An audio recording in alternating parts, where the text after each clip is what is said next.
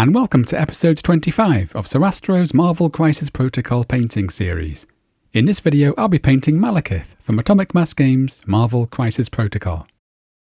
Malekith is one of the most terrifying adversaries in the game, and with such a truly epic sculpt is also a real joy to paint. Here's a quick overview of the painting process. I'm going to begin by assembling the main parts of the figure, and I've chosen to keep the base, the tiger, wings and Malekith separate for now, taking care to mask off the joins with some white tack to allow me to glue plastic to plastic later on.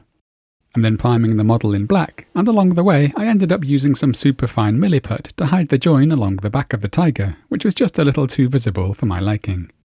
And as usual, I've also provided some zenithal highlights using some grey then white sprayed from above. This is especially useful for helping to articulate the musculature on the beast. I'm then going to begin the painting, starting with the base, where I'll be aiming for quite a dark bluish look to help ground the miniature, which is predominantly quite light. We can then paint the tiger, starting with just the body, where I'll be aiming to create some soft, furry textures, and we'll of course be having some fun with the stripes. I'll then be painting the wings, where we can use either the airbrush or a large dry brush to bring out the contours, before painting the smaller details and attaching them to the body. We can then paint Malekith himself, where I'll be dedicating the most time indulging in some non-metallic metalwork for the armour and sword, before finishing the model off with a few final finishing touches.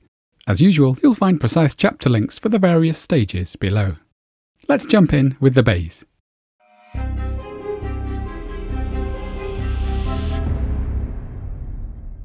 Because I'm going to be using some contrast colours to speed things along, I'm first sharpening up the details and edges with some pure white. This can be done quite quickly with a combination of dry brushing and edge highlighting. I've decided I'd like the base to be quite dark and bluish in tone, so I'm first throwing some colour on using Gryph-Charger Grey and Basilicanum Grey, and maybe a little black Templar if I feel I need a little extra depth. You can see I'm wet blending the tones quite freely.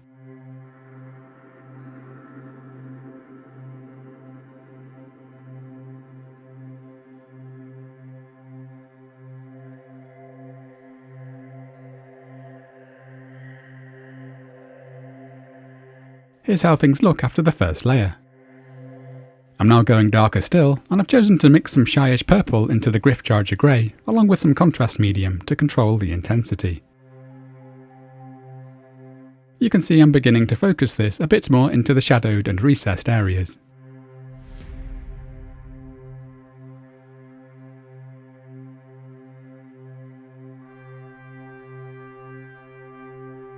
We can also begin using some brown tones like Skeleton Horde or Wyldwood for places like the wooden shield. And I'm freely blending these various tones for the surrounding rubble. I'm now using graphite for the bits of exposed ground, and I'm painting the rim in black so I can get a feel for how the whole base is looking so far. I'm now doing some additional dry brushing, this time using Scale Colours Birch, chosen for its warm tone, to help keep those textures and edges nice and sharp. I'd also like to ensure I've brightened up the edges nearest the flames.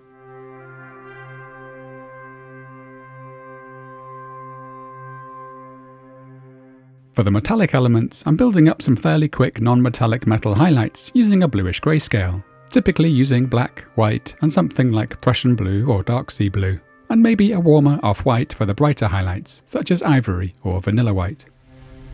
I'm skimming over this for now, as I'll be doing some more in-depth non-metallic metalwork on Malekith himself later on. Needless to say, I've also added some additional shading and highlights to the wooden elements too.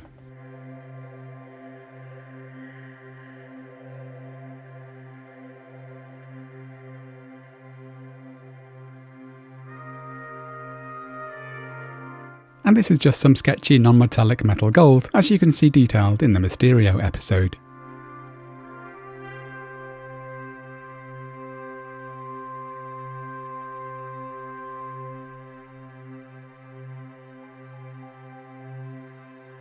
I'm now giving all of the flames a fresh undercoat of pure white. And I'm adding some colour using the exact same tones as detailed back in the Ghost Rider episode. That means I'm starting with a mix of Sahara Yellow and Sol Yellow, then dropping in a little white to the central innermost parts of the fire.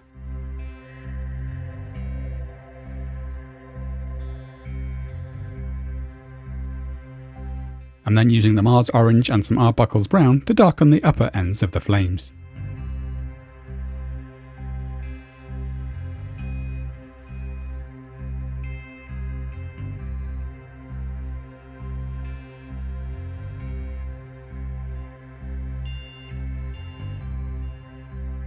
I'm also adding some touches of objects or slighting, but just to some of the nearby edges and raised details, rather than to entire areas.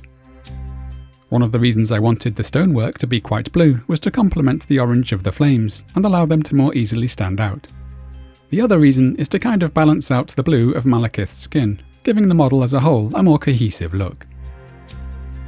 Along the way, I'm also adding some floating embers, quite simply with some small spots of pure white, followed with a little fluorescent red on top.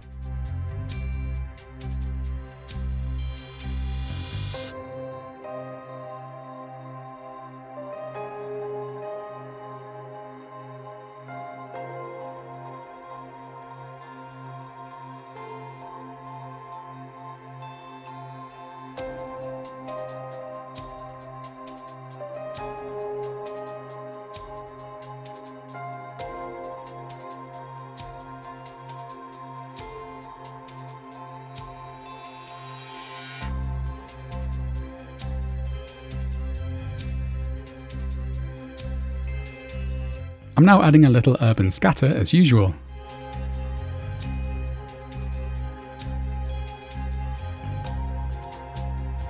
I initially painted the flag with Abyssal Blue highlighted up with Thar Brown, but later decided to do something a little different, which you can see in the finishing touches part of the video.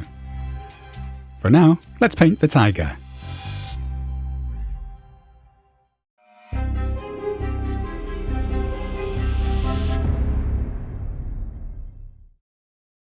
As usual, I like to look at a range of source material to find inspiration when choosing my colour schemes. This includes looking at art from the graphic novels, as well as images of nature, such as these beautiful white tigers. For my tiger, I chose to go with a purplish off-white tone inspired by the Thor comics. So for the shadows, I'm using a roughly equal mix of black leather and petroleum grey.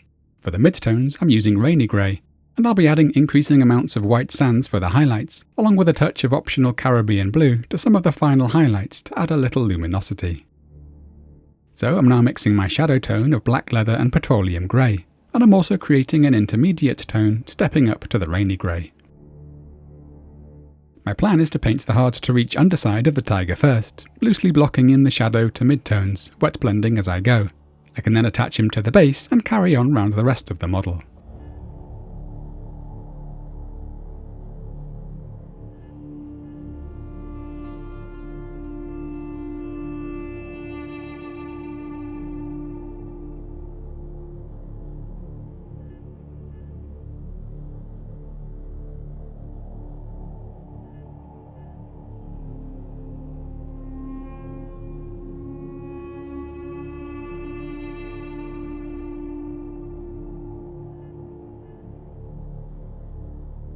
I'm not too concerned about the finish as such at this stage, but I do know that I'd like the transitions to be pretty soft and fuzzy looking due to the furry nature of the beast.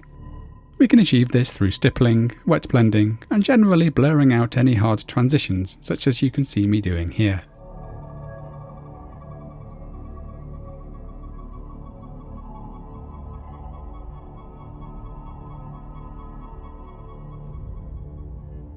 Here you can see how useful the information revealed by the zenithal highlights can be when placing our light and shade.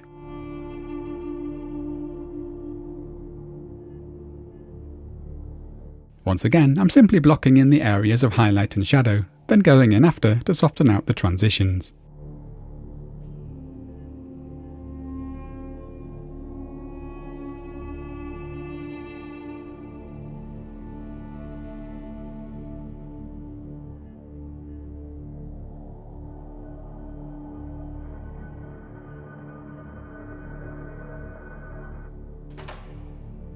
Once an area is dry, we can of course work over the top, strengthening the tone where needed and refining the highlights and textures until we're happy.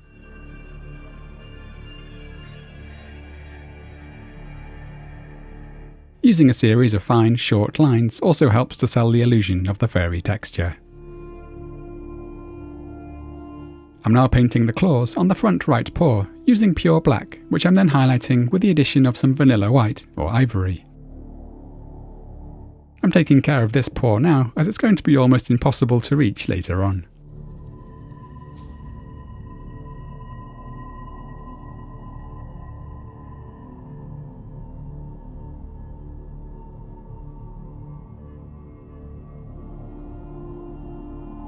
Now that I've painted enough of the underside of the tiger, I'm going to glue him to the base to avoid my having to handle him whilst painting the rest.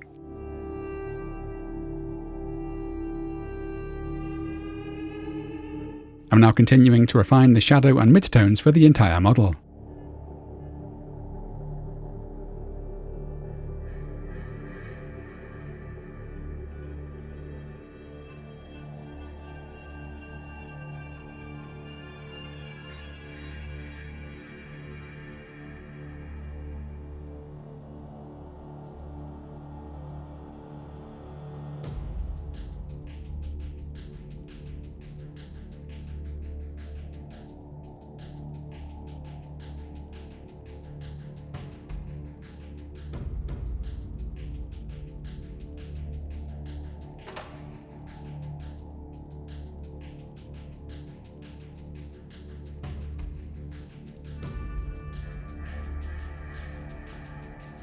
Here I'm using an intermediate tone to soften the boundary between these values.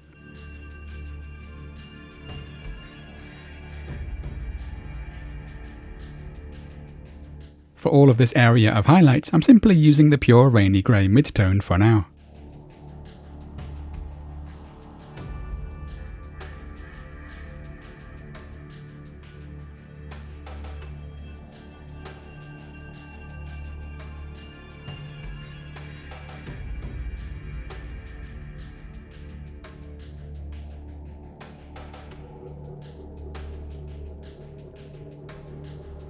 For the face area, I've decided to thin the paint down a fair bit, just to try and preserve some of the textures to save some time.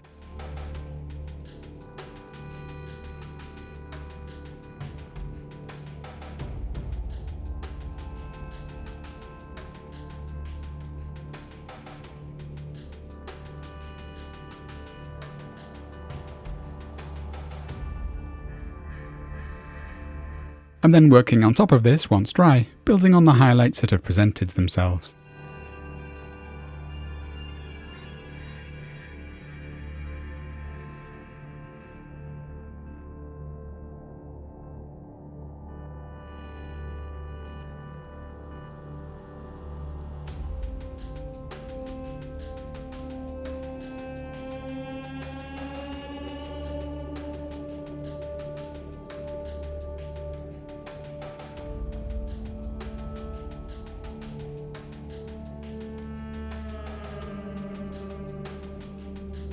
With our shadows and midtones in place, I'm now going to begin mixing in increasing amounts of white sands to the rainy grey to achieve the brighter highlights.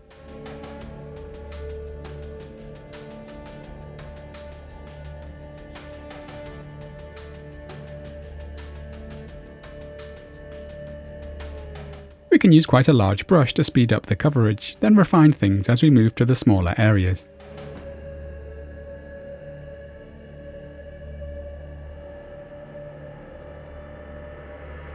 There's also nothing wrong with letting the brush hairs split apart to help with the textured finish.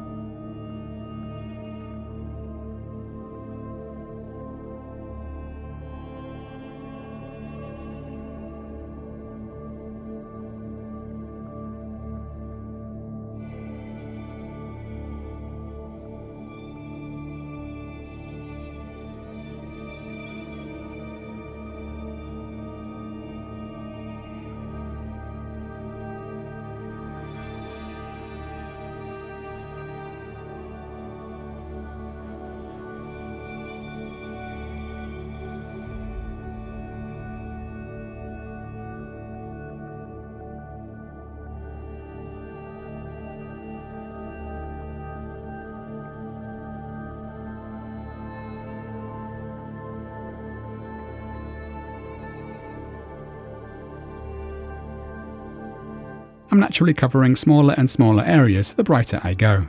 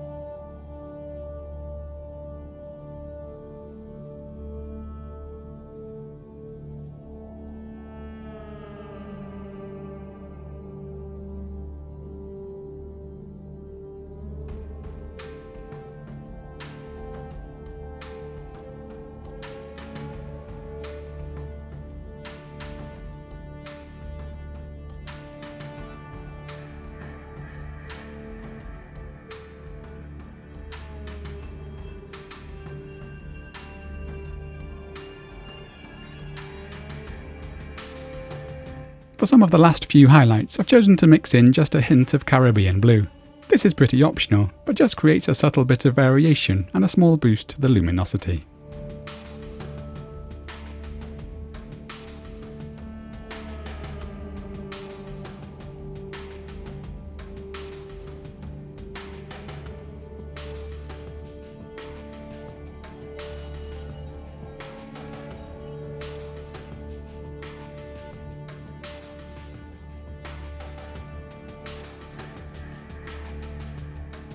I'm now going to paint the inside of the mouth using African shadow mixed with a little black, then highlight the tongue with the addition of some fuchsia and some golden skin.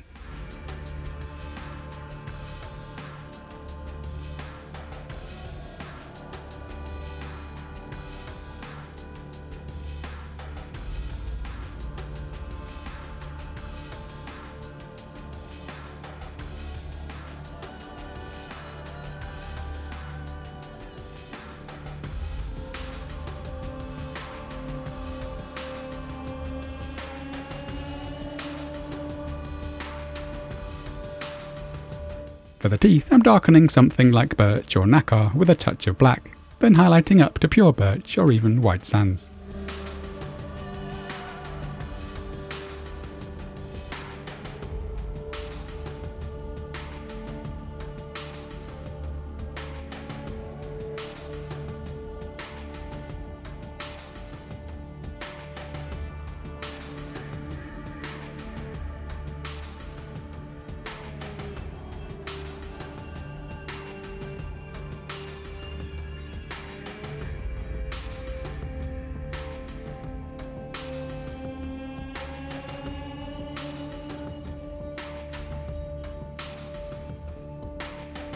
I'm also painting the tip of the nose with the darkened African shadow, which I'm then highlighting with the addition of some white sands.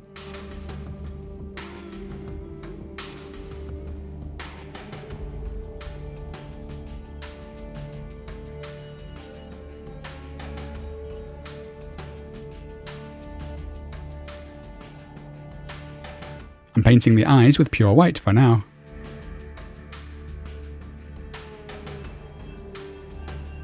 And here I'm just darkening the surrounding shadow to give the eyes a bit more presence.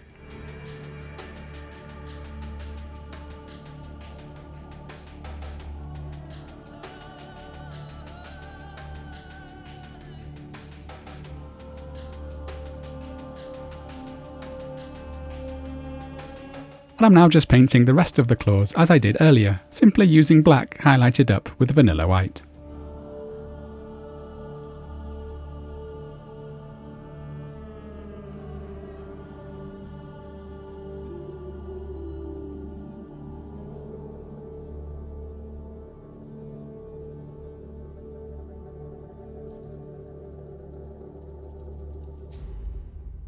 With that done, I'm now going to paint on the stripes using black mixed with the dark purple shadow tone.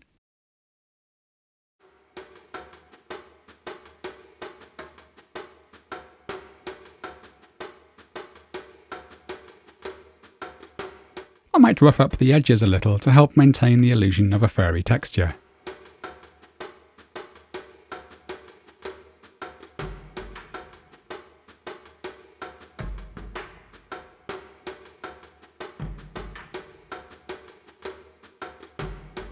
can also use a slightly lighter tone for the more highlighted parts of the fur.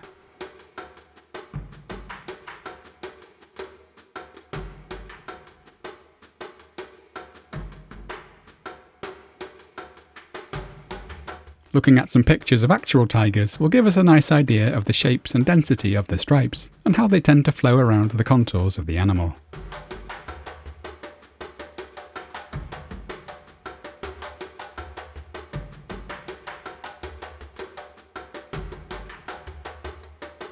Here on the tail, the stripes often become quite dense.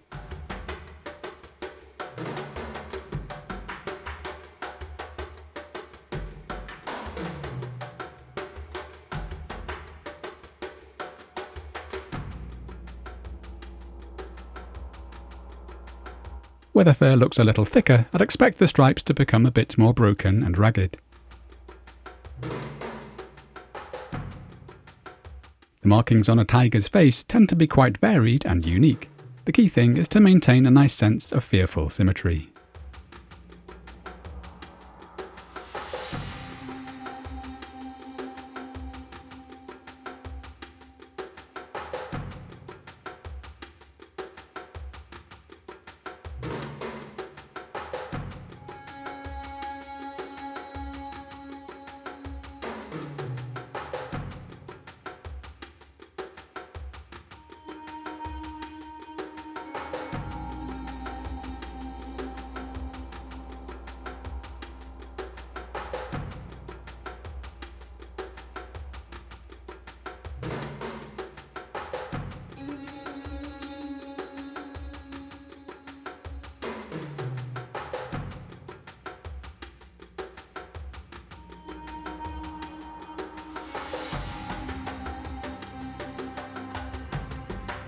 I'm now just providing a few additional highlights.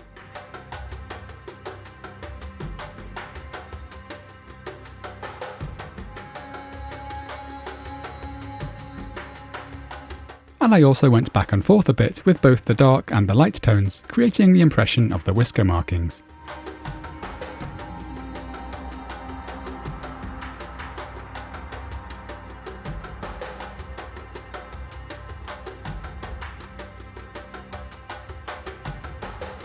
I'm also stippling a little texture on the top of the nose.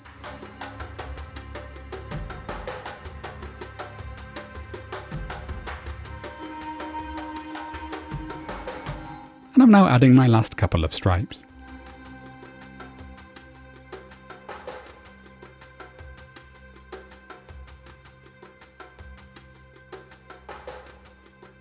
That just about completes the body of the tiger. Let's now paint the wings.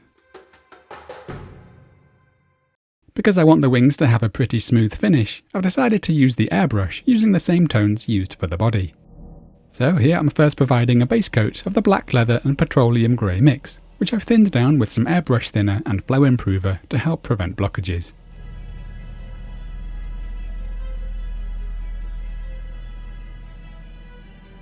I'm now mixing in some rainy grey, and I'm applying the paint at an angle to help articulate the form. And it's usually best to build the tone up gradually with a couple of layers. If you don't have an airbrush, I'd strongly suggest using a large dry brush instead, and pulling the brush downwards to create a generally zenithal pattern of highlights. I'd also aim to bring out the central arch of each segment of the wings.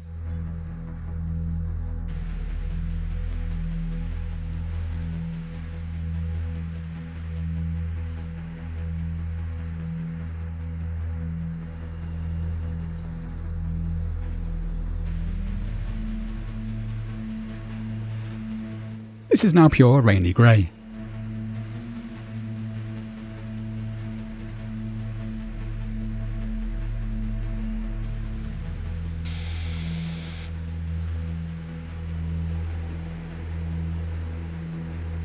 I'm now going brighter still with the addition of some white sands, and I've also added a little of the Caribbean blue.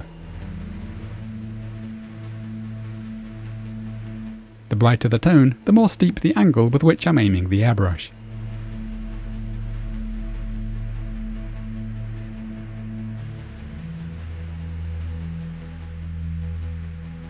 I'd now like to better integrate the wings with the rest of the model, so I've chosen to hand paint and highlight the arms and fingers, so to speak. For the arms, I'm simply bringing the tone more in line with the look of the body, so a more solid application of the rainy grey, along with a few highlights and some dark lining in the recesses.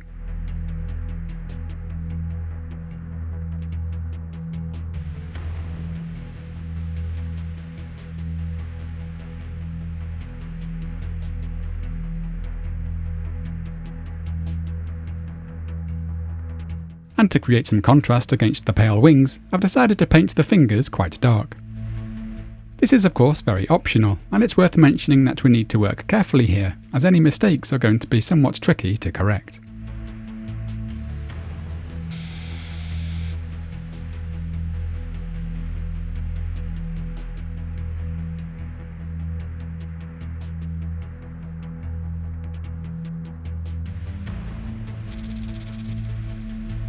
I'm now providing a few highlights, focusing mainly on the raised ends and the more exposed edges.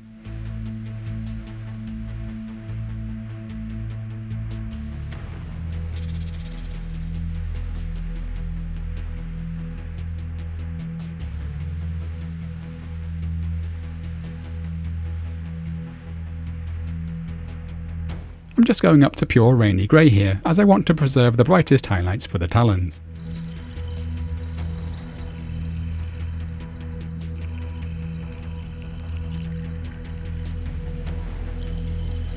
I'm now painting the talons just as I did the claws, using black highlighted up with vanilla white.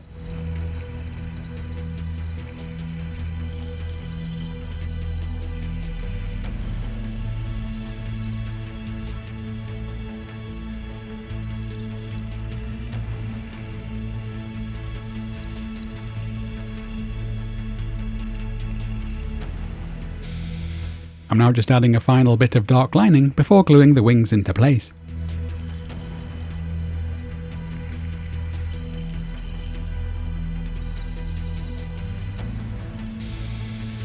And here I'm providing a few final highlights.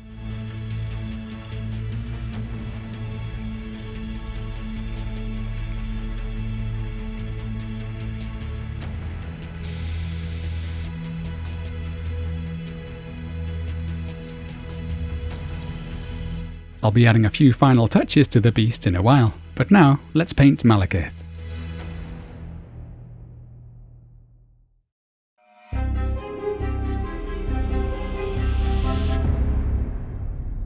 I'm going to begin by painting the eyes using pure white, then painting the surrounding area in black.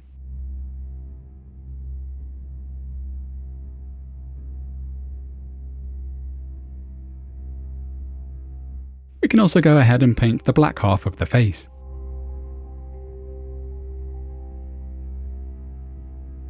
For the blue skin, I'm going to provide a dark base tone using navy blue mixed with a little black, before highlighting up to a mid-tone of Cantabric Blue, followed with highlights using Adriatic Blue, and finally the addition of some Caribbean Blue and white sands for the brightest highlights.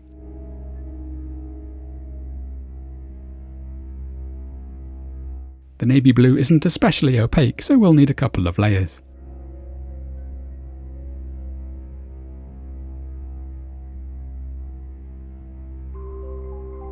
I'm now building up to Cantabric Blue.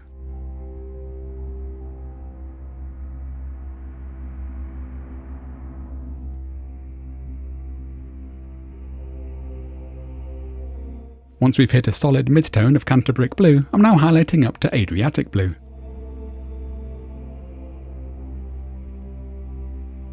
One of the goals when choosing colours for a gradient like this is to ensure that we create interest through the variation of hue, as well as simply increasing the value.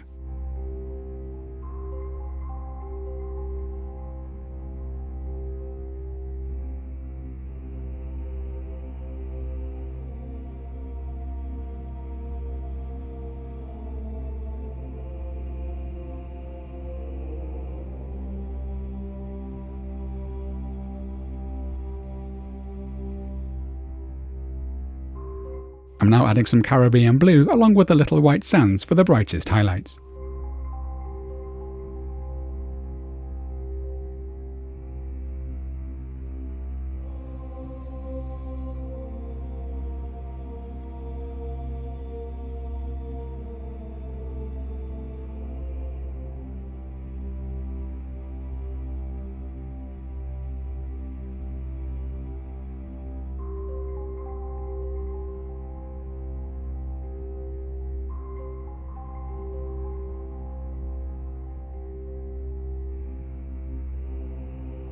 For the black half of the face, I'm simply adding Anthracite Grey to the black base tone, working up to pure Anthracite Grey.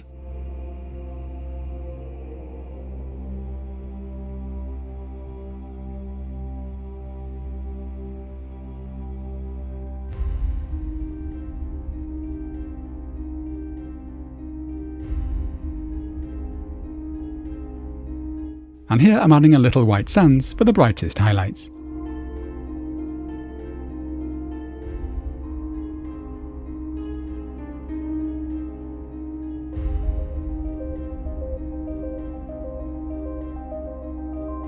To summarise the colours I used for the outfit, I used the exact same tones for the black parts that I used for the face. So black, anthracite grey, and a touch of white sands.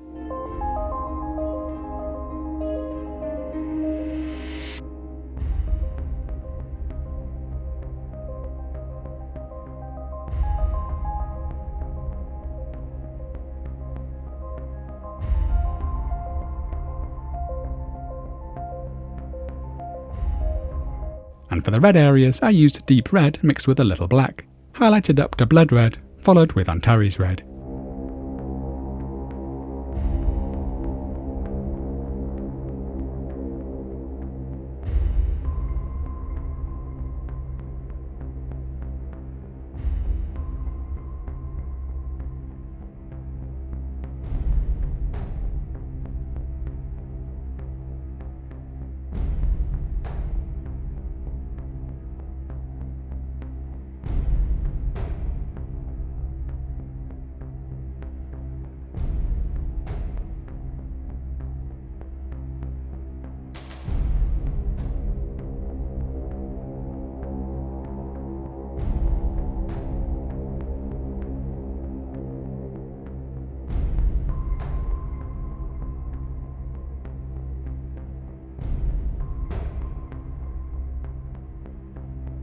As you might have seen me doing in previous videos, I sometimes like to lay down some Tenere Yellow, then paint over some Antares Red for the brighter highlights.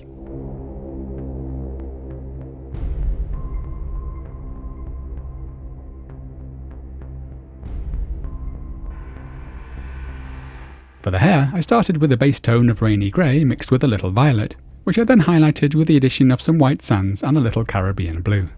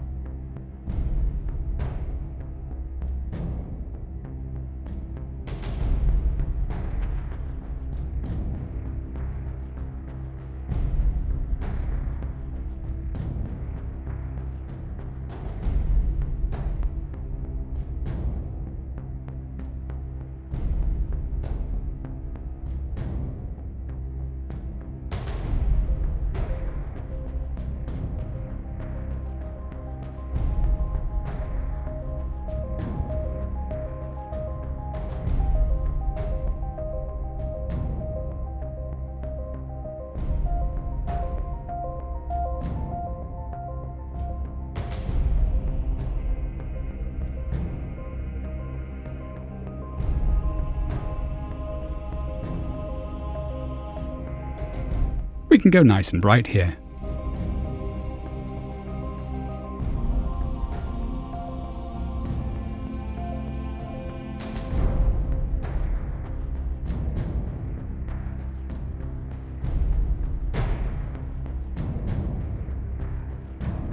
And for the white half of the symbol on the chest, I just mixed a little grayscale on the palette.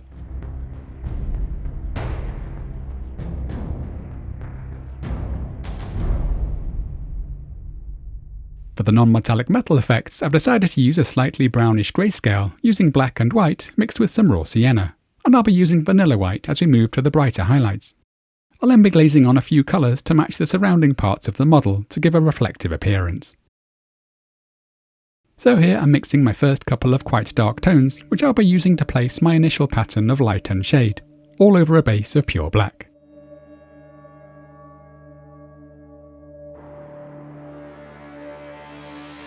I'm going to focus just on the left leg for now.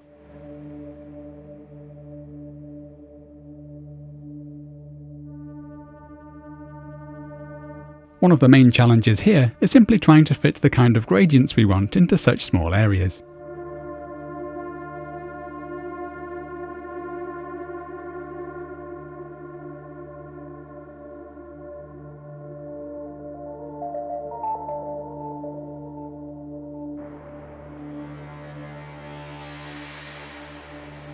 I'm adding increasing amounts of both white and vanilla white as we build to the brighter highlights.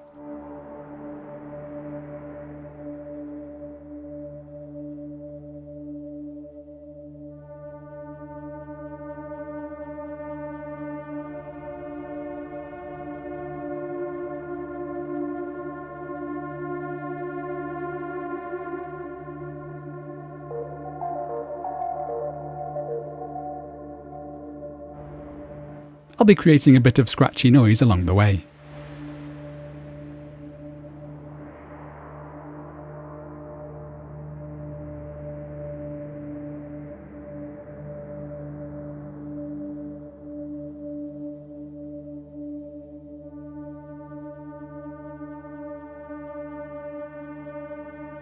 There's nothing wrong with backtracking to the midtones if needed.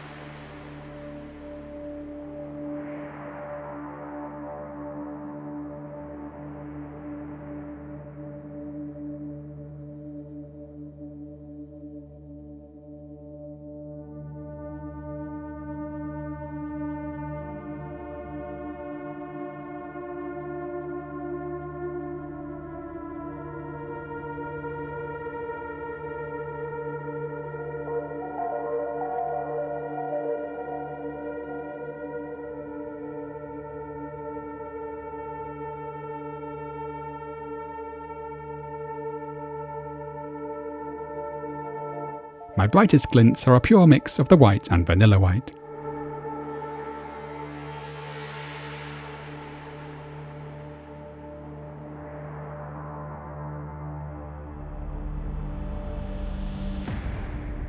This is already looking pretty nice. I'm now going to glaze on a little colour to create a bit more life. This is primary blue, thinned right down, and I've also taken care not to overload the brush. I'm not overthinking my placement here.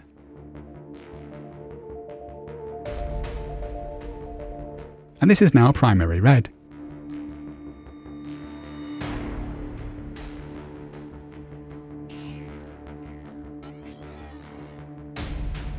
This turquoise blue also looks nice.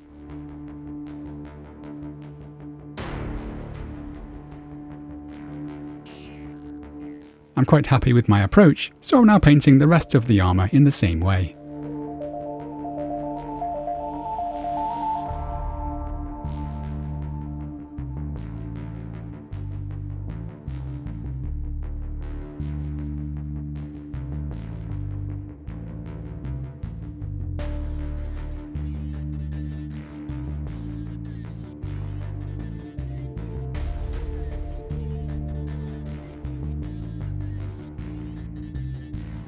With larger areas like this pauldron, I'll typically create a primary zenithal based highlight, then play around quite freely with some smaller reflective patterns elsewhere.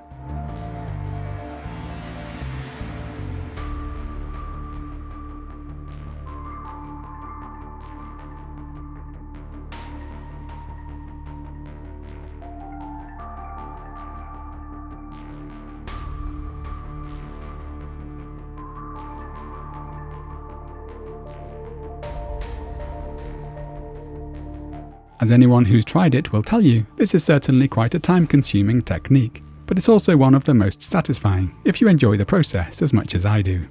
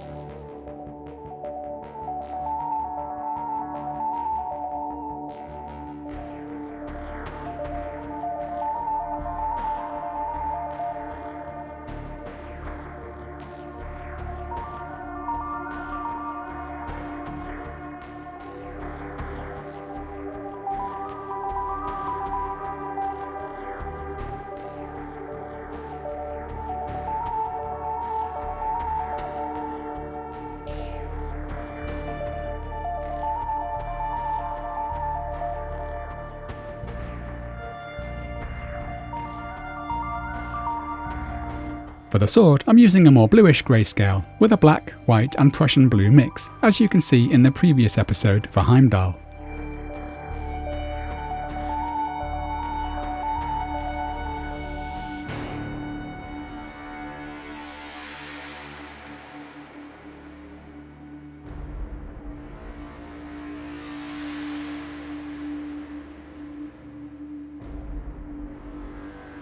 I don't have much of a plan here, to be honest, but here I decided to place a couple of bright glints, then kind of work around them, blending the transitions whilst introducing a range of tints to see what works.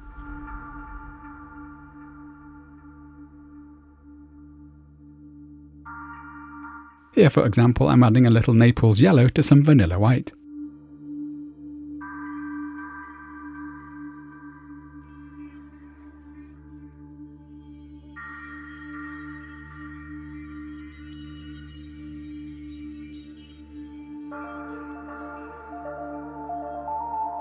And I'm now using some of the Prussian blue in the shadow to midtones.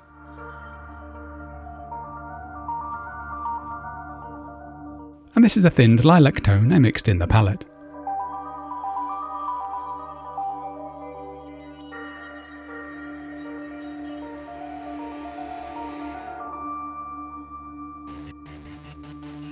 With that done, I'm now returning to the base, where I've decided the flag looks a little out of place.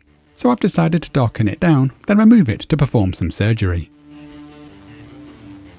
I'd like to have it look more tattered and burnt, so here I'm using some clippers and a file to create a more ragged edge.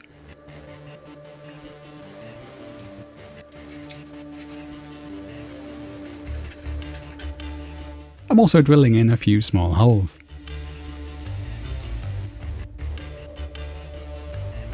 I'm now painting the burnt edges using a dark brownish black.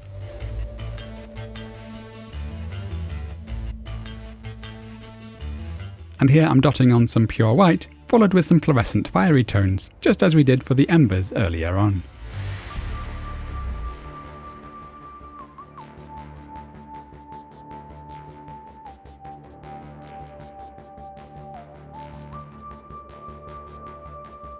With the flag stuck back in place, I'm also adding a couple of embers to the staff. Next I'm brushing some thinned fluorescent green over the eyes of both Malekith and the tiger.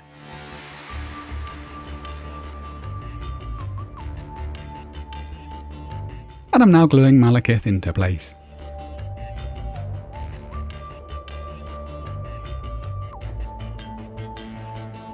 I'm now adding a few small finishing touches, including a subtle amount of object source lighting for the tiger.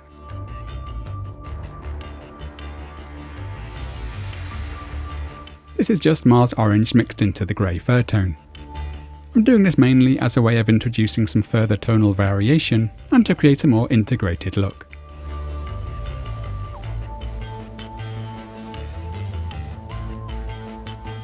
Along the way, I've also decided to use the pinkish mouth colour for the insides of the ears.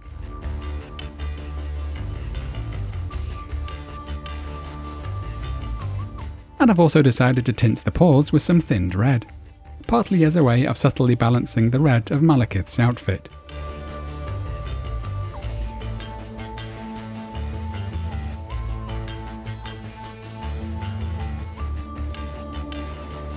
And I'm now just providing one or two final highlights.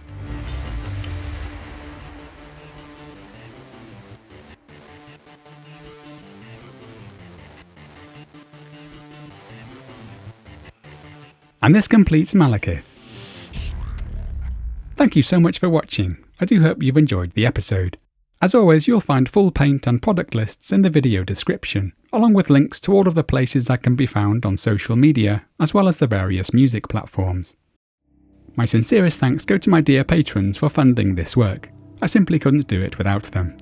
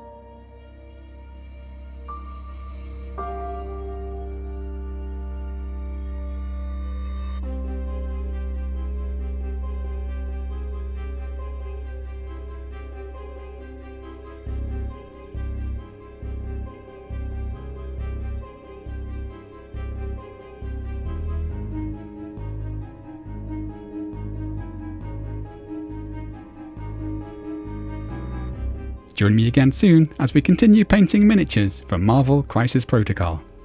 Happy painting!